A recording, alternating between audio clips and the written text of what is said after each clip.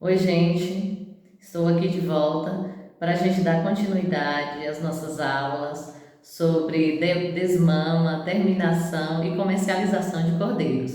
E nessa segunda aula, o professor vai falar um pouco sobre a desmama, como, deve ocorrer esse processo de desmama desses cordeiros, destacando a fase de amamentação, tipos de desmama, quando e como desmamar, bem como o pico de produção de leite. Acredito que vocês já conhecem bem sobre isso, mas o professor traz essas informações também de forma bem clara para facilitar e para que vocês compreendam um pouco melhor sobre o tema. Vamos lá? Então agora nós vamos falar sobre a desmama, período de desmama, a fase de desmama dos cordeiros, tá? Então, para falar sobre a desmama, eu vou falar para vocês da importância do período de amamentação, a importância do período que a ovelha está produzindo leite e o cordeiro está mamando, tá? Se a gente pegar, isso aqui eu fiz na mão mesmo, assim, né, para a gente representar, né, uma curva de lactação, uma curva de produção de leite da ovelha, desde o parto, né, até o final da produção de leite. O que acontece com a produção de leite, tá? O pico de produção de leite, o máximo de produção de leite que a ovelha pode ter, ocorre entre 2 a 3 semanas, de 14 a 21 dias depois do parto, depois que pariu o cordeiro. Até a oitava semana, até os 56 dias depois do parto, o total desse leite produzido aqui corresponde a 80% da produção dessa ovelha, nesse período aí da lactação. Tá? Entre a oitava e a nona semana, 56, a partir de 56, 63 dias, a produção já corresponde a menos da metade do que estava sendo produzido no pico de produção. Tá? E aí, já com 12 semanas depois do nascimento do cordeiro, né, 84 dias, a produção já é mínima. Tá? Até aqui a quarta, quinta semana, entre 28 e 35 dias, tá? O leite que o cordeiro consome é responsável por 75% do desenvolvimento dele. Então, a maior proporção, maior parte do ganho que ele tem de peso do seu desenvolvimento se deve ao consumo de leite. E até a oitava semana, os 56 dias aqui, existe uma relação direta, positiva e alta entre consumo de leite e taxa de crescimento. Quanto mais leite a ovelha produz, mais leite o cordeiro consome, maior é o crescimento dele. Tá? Isso aqui é uma figura de um trabalho científico, que eu quero aqui destacar para vocês o seguinte, tá? É um trabalho que avaliou um grupo de ovelhas que não teve nenhuma restrição de alimentação, não passou nenhuma restrição. Outro grupo de ovelhas que teve restrição de alimentação durante a gestação, e um grupo de ovelhas que a restrição passou por uma quantidade menor de alimento, a restrição de alimentação na lactação. Então aqui nessa figura, esse grupo de ovelhas que não tem nenhuma restrição, tudo aqui, esse trabalho foi feito com animais santinês, tá? Essa reta aqui, essa linha cheia, tá? Então essa reta aqui, ó, tá? O que quer dizer? Quer dizer que uma ovelha que não teve nenhuma restrição de alimento, quantidade de alimento, nenhuma restrição nutricional, na gestação e na lactação, o cordeiro nasceu e se desenvolveu bem, plenamente. Tá? Essa linha tracejada maior, traço maior aqui, é essa restrição na gestação, tá? Pré-aqui, tá? Que é de acordo com o trabalho. Isso quer dizer o que aqui, ó? Que a ovelha teve uma restrição lá na gestação, antes de parir o cordeiro. Teve algum problema com relação à nutrição. No caso desses trabalhos, eles ocasionaram, né? Eles fizeram uma redução da quantidade justamente para estudar isso, para estudar os efeitos. Tá? Então, a gente já percebe aqui, ó, que o peso do cordeiro já é inferior. Então ele já nasceu mais leve, um peso menor, então ele vai se desenvolvendo normalmente, mas com peso, ó. Existe uma diferença de peso aqui. E essa linha tracejada mais fina é uma ovelha que, assim como essa aqui, não teve restrição na gestação, só que ela teve restrição durante a lactação, enquanto ela estava produzindo leite para os cordeiros. Tá? Então, a gente pode ver que os cordeiros até nasceram com peso semelhante, mas como elas foram tendo problemas na produção de leite, restrição alimentar, o desenvolvimento dos cordeiros foi pior. Foi pior do que dessa grupo de ovelhas que não tiveram restrição nenhuma. Tá? E aí com esse trabalho é possível a gente prever algumas coisas. Né? Então assim, eu quis prever aqui o peso dos cordeiros aos 60 dias de idade. Tá? Então, sem restrição nenhuma, um cordeiro com uma ovelha, filho de uma ovelha, que não teve nenhuma restrição, aos 60 dias ele pode apresentar 16 quilos. Uma ovelha que teve uma restrição na gestação, tá? 12. E uma ovelha que teve uma restrição na lactação, 13. Tá? Aí eu fui um pouco mais além. Falei, eu quero saber quantos dias demorariam, no caso desses animais, para os cordeiros atingir 20 quilos, que já é um peso que a gente pode considerar um peso de desmama dos animais. Né? Um cordeiro, filho de uma ovelha, sem nenhuma restrição nutricional, nenhum problema na alimentação, em 80 dias ele atinge 20 quilos. Tá?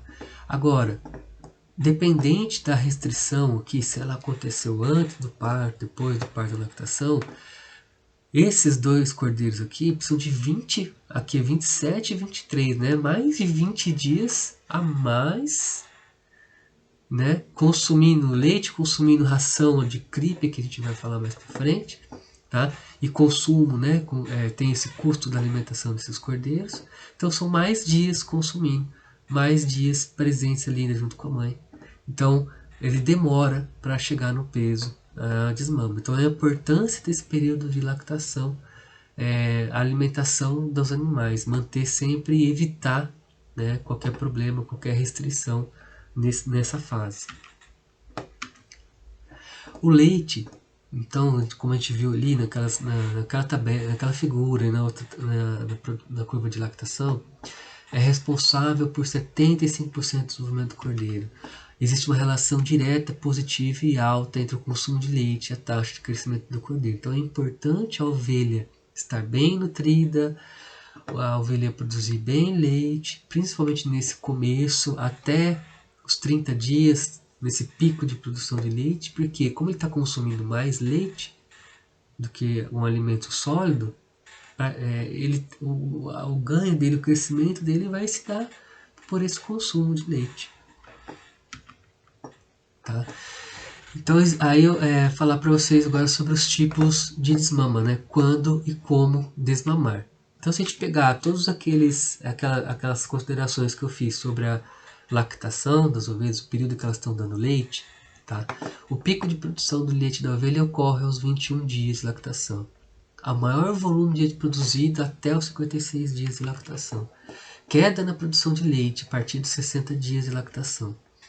Produção mínima de leite, 84 dias de lactação. Início do consumo de ração pelo cordeiro. Então, o cordeiro, aos 15 dias, você já pode fornecer o creep feed, o coxo privativo, né? Para ele ter acesso já a alimento farelado, um alimento sólido, né? Que é o que ele vai consumir depois.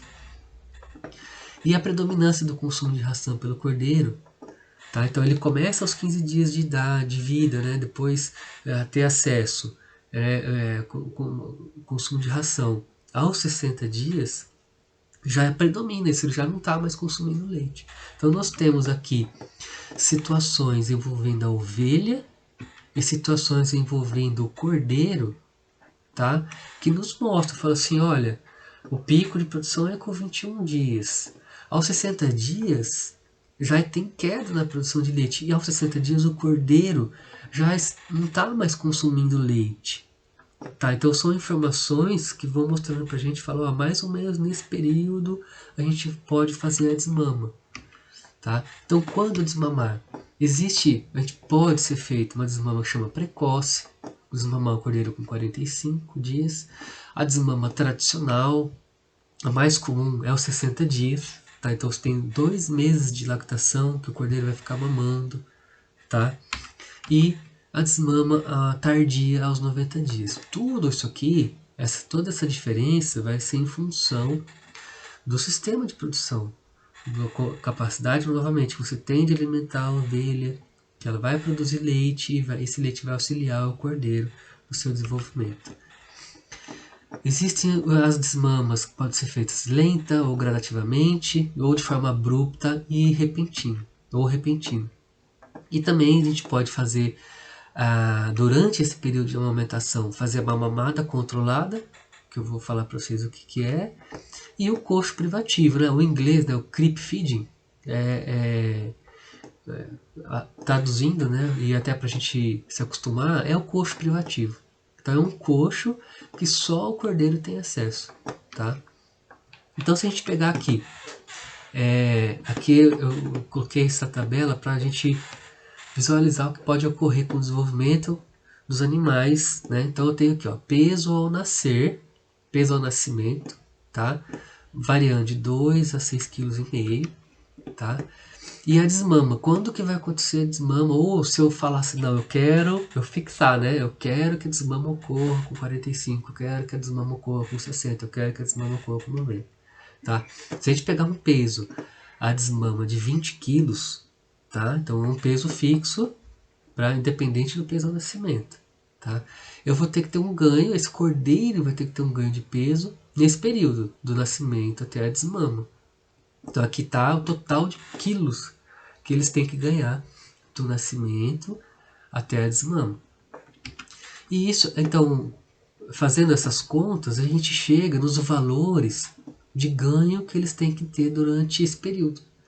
Então aqui, ó, aqui são os ganhos que esses animais têm que ter para desmamar aos 45, o ganho que eles têm que ter para desmamar aos 60 e ganho de peso médio diário para desmamar aos 90. O que a gente pode já visualizar e pensar aqui, que é muito, que chama atenção, que é bem complicado a gente trabalhar com a desmama precoce, eles têm que ter altos ganhos, tá? E uma desmama tardia são ganhos muito baixos, são ganhos que eles vão ter que vão ficar mais tempo comendo. Eles vão ficar mais tempo ali e são ganhos baixos. Na verdade, é o seguinte, o que ocorre aqui. Se você tem uma dificuldade na parte da alimentação, na parte da genética dos animais, se você tem somente aquela condição, meu animal só ganha essa faixa que é entre 150 e 200 gramas por dia, que é a minha situação, você vai desmamar esse animal nessa condição com 90 dias. Eu posso seguir os dois caminhos, né? Pensar das duas maneiras.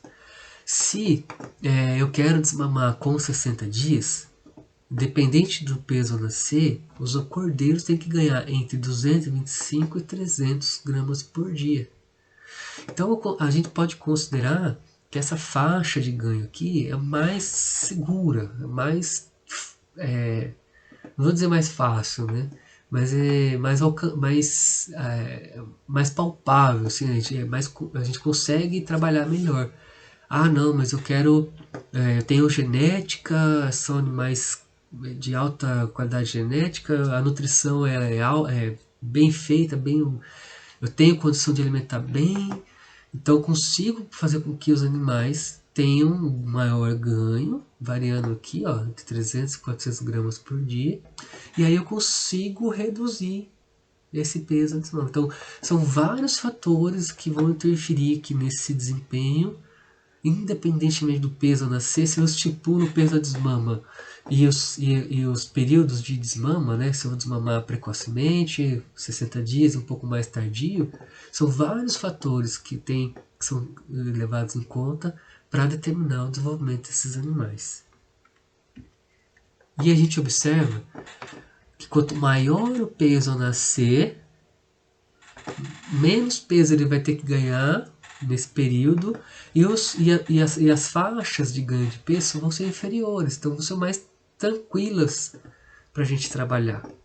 Então, e isso aqui também destaca o quê? A importância do peso ao nascer. Tá? Quanto maior o peso ao nascer, a gente reduz esse peso, esse ganho que eles têm que ter.